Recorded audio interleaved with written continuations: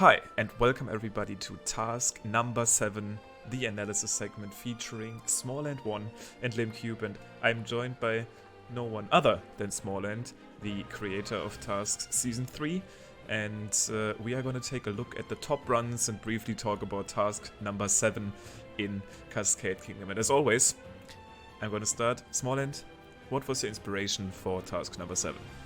Well, we hadn't been to Cascade yet, and hadn't been to Cascade for a while, so wanted a Cascade task. I got here, and the other Cascade task that we have had in the past in a previous season, it involved the clouds and some moons, but really the only thing unique about the kingdom are the cloud platforms, so I figured I have the cloud platforms in this one, and I really like the idea of having some piece of movement that you have to do to make the route a little bit more interesting. Then, of course, the last thing that I could think of is there's a lot of NPCs that you can just bounce on, and they're pretty much spread out all throughout the kingdom. The one thing about this is, when I was doing this, I didn't even consider that Peach and Tiara were two different entities. In my head, for whatever reason, when I was doing the designing of this, when I was designing this task, in my head, I was like, okay, they are one entity put together. If you bounce on it, it only counts as one. But I didn't realize they are considered two different things by the game. And so you find that the fastest route is very, very fast in this one. Yeah, Peach and Tiara both being very close to a checkpoint on the top there, and the cloud platform kind of being below them, so you just got a route in the vault at some point. I also am a huge fan of just setting movement, especially something like a vault. When initially looking at that, you could use like a normal cap vault, a dive vault, whatever you wanted to do. Then these cloud platforms actually usually have some unique mechanics to them as well. There's like this cloud boost that works when you like hit the cloud from a specific angle, you get like a boost.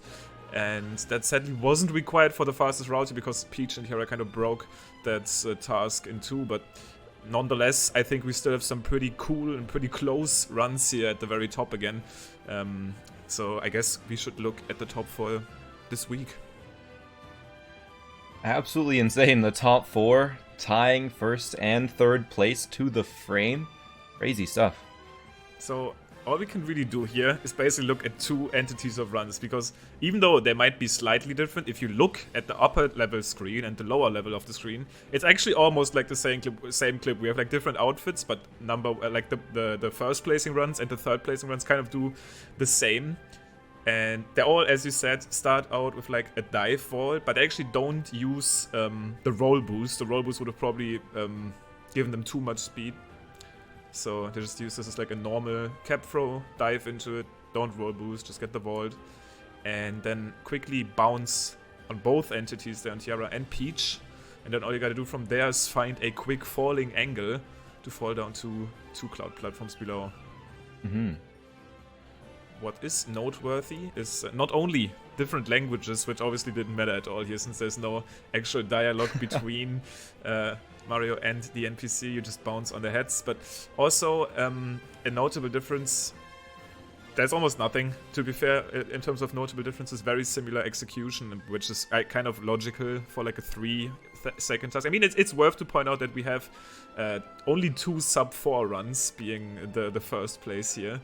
But at the end of the day, it's also the slight difference that I can pick out is probably that if we look at the ending section here of the comparison, you can see that Miles and Zen both are able to actually stand on top of the clouds, while Blackout and NFS are both like below or inside of the cloud form, kind of telling me that they probably threw Cappy a little bit late, quote-unquote too late to make first place, and Miles, Pro, and Zen have just got the perfect timing figured out to be able to hit them while still falling a little bit quicker. Mm-hmm. That's really only the difference that I can see here too as well. The runs are almost exactly the same the whole way through, so any differences are going to be so small that it's really the only thing that you can see that's different.